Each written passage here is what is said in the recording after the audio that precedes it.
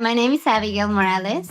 I'm a Mexican, but I actually live in France. I started painting probably in 2021, but then it was just like casual painting. And by 2022, I joined a course, and that kind of got me started into the licensing route. But it was just like the beginning of the curiosity of it.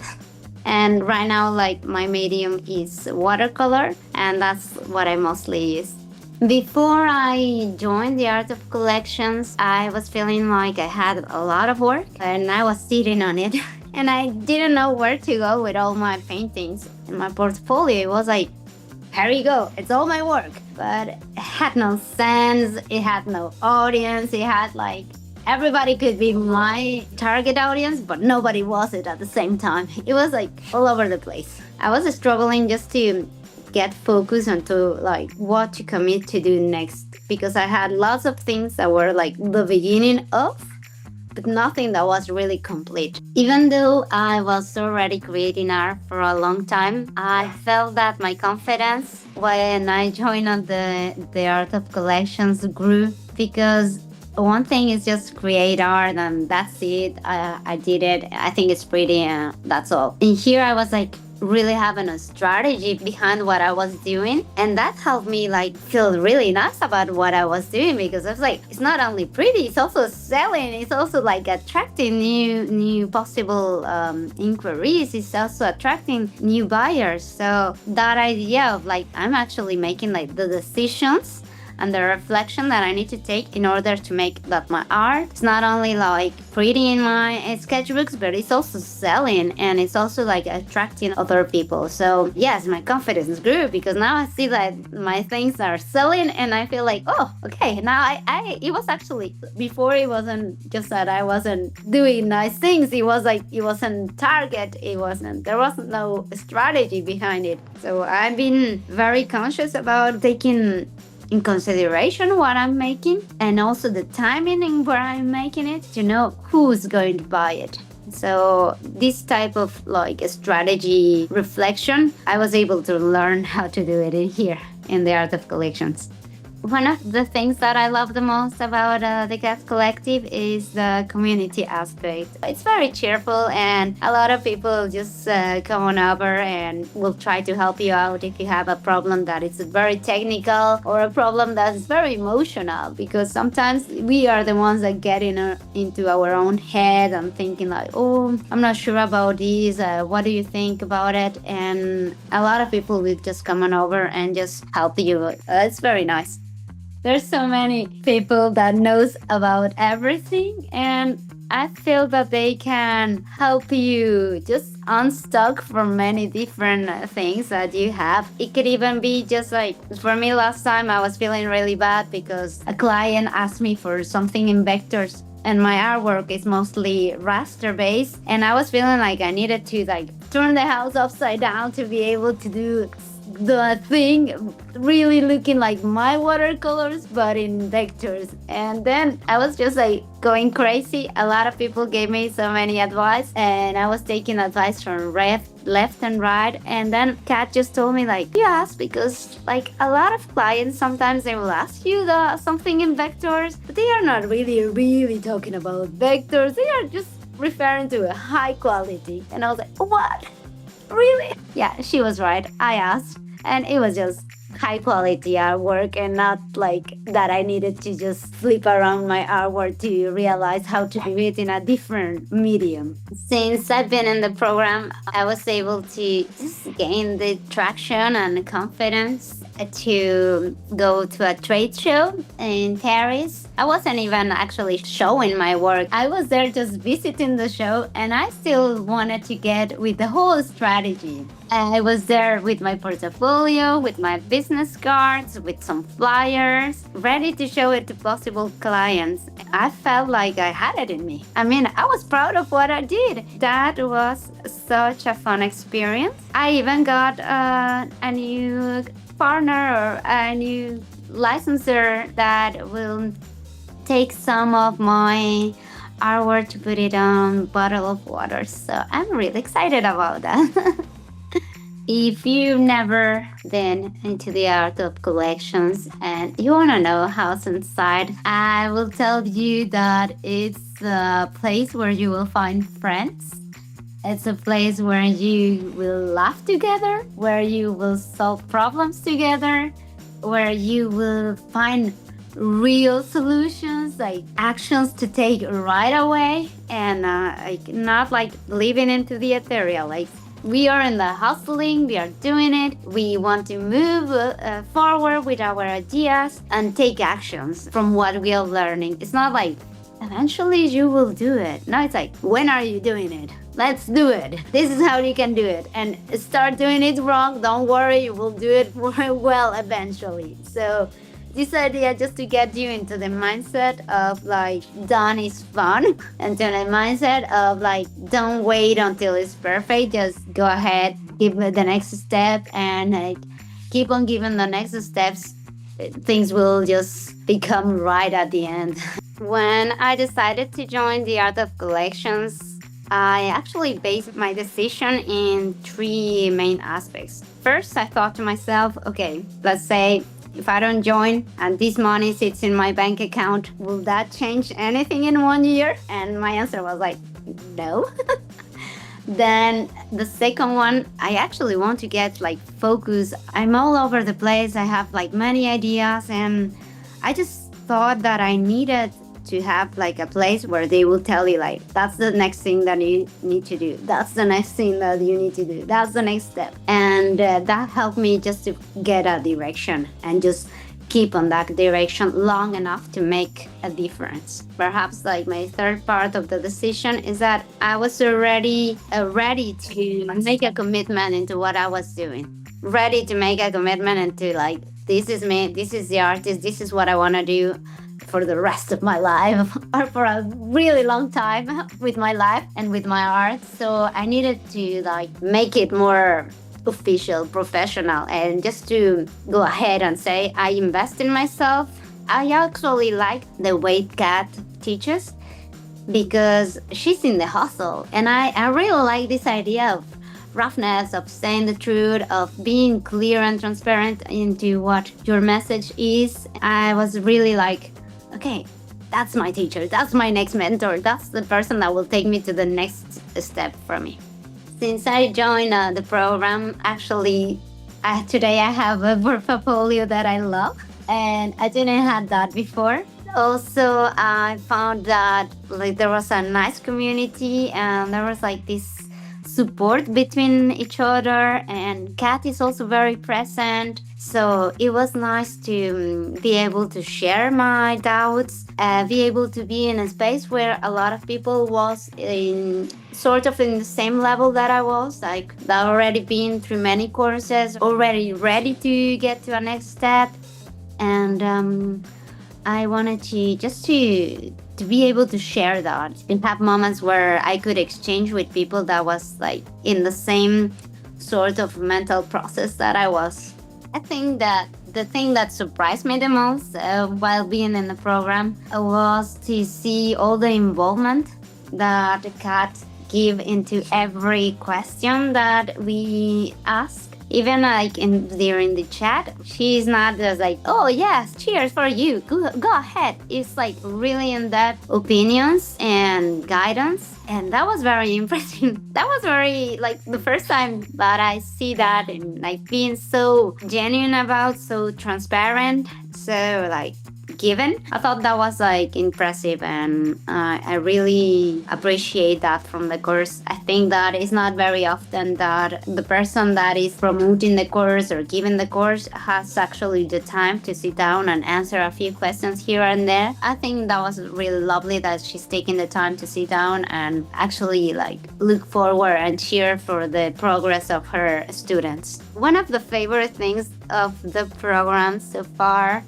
is that I'm able to join these sessions that is called Donut Buddies. and to meet other creatives and just to share our stories, give each other some tips, some ideas. Also, the calls that we have each month, they serve like as a nice recall of everything that happened during the month, and as well like the experts have really nice opinions. I've listened to some calls from experts in different type of courses, and I like the way that Kat selects the person that is going to speak and the type of questions that she make. I think they are very like what we need to know and what will help us grow eventually. And then I can see like a snippets of like golden nuggets every time here and there. So I think that's very valuable for me. Even though I don't live in the USA, I don't actually live in Mexico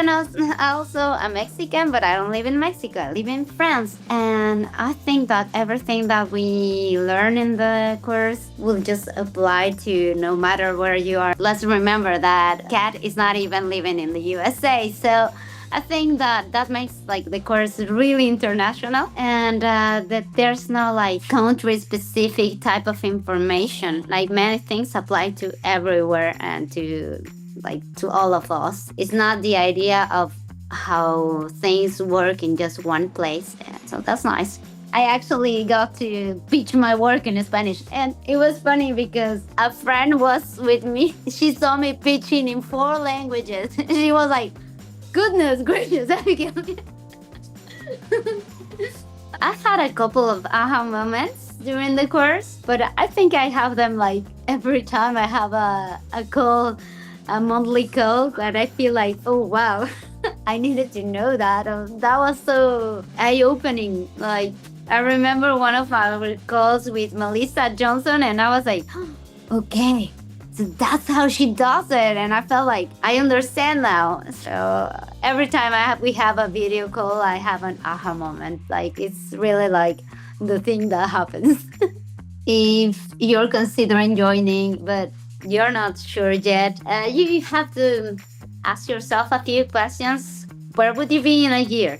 Do you think that by yourself you will get to the same place, that with like a whole team of people cheering you, or like the program itself is guiding you and what's your next step? Do you like to commit yourself into believing and this is what you like, this is what you want to keep on going and keep on growing in you? Also, if your personality needs it, because in my case my personality needs to have something that narrows my focus. Since I'm like all over the place, I just need something like to say, okay, this is what you're going to do right now, and this is the next thing that you're gonna do the next month, and this is the next month, and this is the next one. And that helps me actually to have a plan without me being the one making the plan.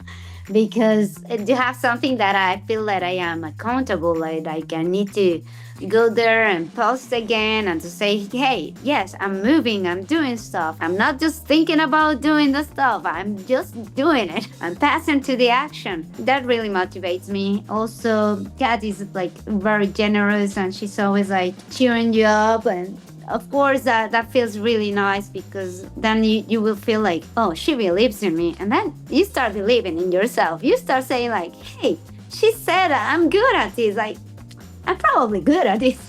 Before joining the Art of Collections, I was already selling my artwork in a local store. I share a boutique with some other artists from different mediums, from different backgrounds. We kind of help each other into selling the things while we actually take some time off and work in our studios. So I was already selling things that were from my artwork, but I actually had no strategy. I was just creating stuff, putting it in there, and there was nothing like behind into what could work or into what was selling.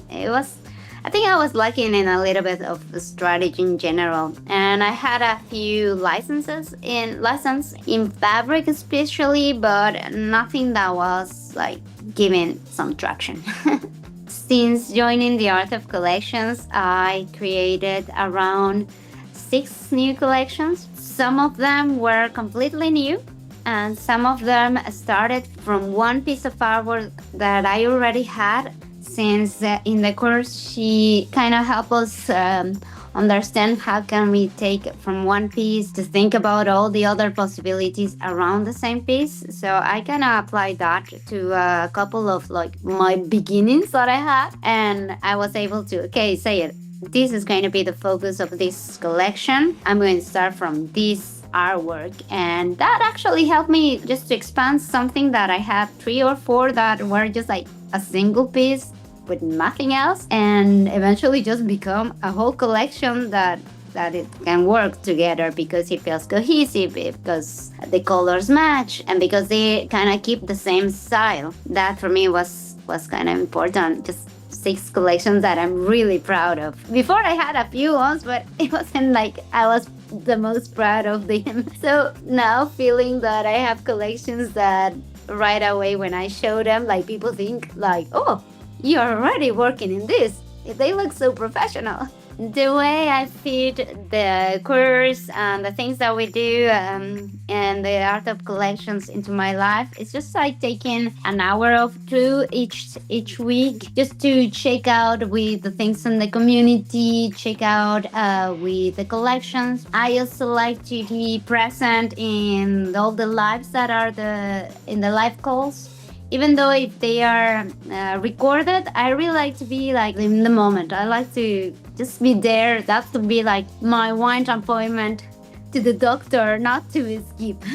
At the beginning of the course, my job objectives were really towards the creating more collections. But as I move forward and I already have like Scrum collections, my shifting goes more into the promotion of those collections and into the building of the brand, everything that has to do like with the websites and things that are more within the business steps and rather than in the painting steps. Because besides creating the collections for the class, most of the time, especially at the end of the year, I need to focus on the collections that I paint for myself, the collections that are sold in my store. So those are also like big collections. And just right now I'm creating background cards from some pins, Christmas ornaments, cards for milestones, and water bottle designs, the Christmas cards, bookmarks, and I think there were like 2 or 3 more things. I made the list this morning, and I had like lots of things that I'm creating every month, and that's why on the last months of the collection it's difficult for me to create a new collection that will go to fabric. But I think once the Christmas craziness pass, then I will be able to have these images that I already create from our boutique to say, okay, how can I reuse that and just add some patterns, some illustration. Most of the things that I have are illustrations. That's why I can just like see what I have into the patterns that I have loose without anything else, to see what matches to my illustrations and to be able to just to do mix match with everything that I already have before and now, and what can I add. Besides doing this in the moment, I also work half-time in a school where I'm teaching English. I'm actually teaching English to children. It's like an arts and craft English class. So I had a lot of fun, and it's still related to what I do. I have another class, like also English class that I give to adults. But I also have fun like that, and if I can make them draw, they will draw. And I teach watercolors once a month or twice a month, also at the boutique where I share with other artists. If you want to connect with me or find my work, if you're curious of how I paint, you can check my work in Instagram. It's ABY_creative journey. This is actually what I make. Like most of my things become like a watercolor. I start in paper.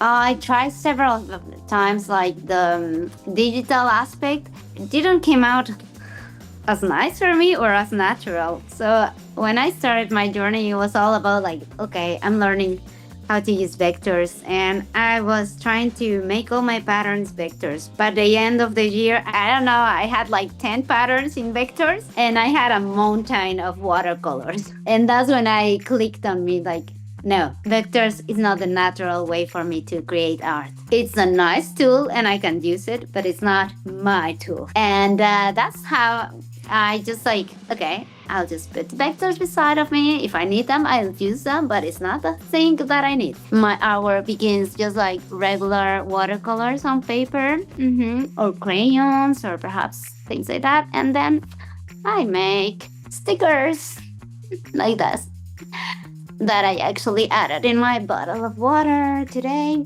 because I was feeling very funny. Sometimes I made just notepads and things like with my artwork. They are all painted. Of course, I modify it digitally when I'm able to move the things around in Photoshop. And lately, I made 2 calendars that I share a lot on Instagram. I love posting about my process, like the things that inspire me and things like that. And I like also like just trying to share more about the story of who I am, of what I do, and why I do it. And I love it.